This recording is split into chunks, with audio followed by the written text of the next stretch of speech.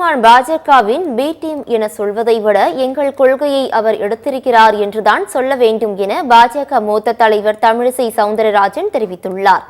சென்னை கோட்டூர்புரத்தில் பத்திரிகையாளர் சங்கம் சார்பில் பொங்கல் நிகழ்ச்சி நடைபெற்றது. இந்த நிகழ்ச்சியில் சிறப்பு விருந்தினராக பங்கேற்ற தமிழிசை சவுந்தரராஜன் பின்னர் செய்தியாளர்களை சந்தித்தார். அப்போது பேசிய அவர், அண்ணா பல்கலைக்கழக மாணவி பாலியல் வன்கொடுமை வழக்கில் யார் அந்த சார் என்ற கேள்விக்கு ஆட்சியாளர்கள்தான் பதில் சொல்ல வேண்டும் என கூறினார்.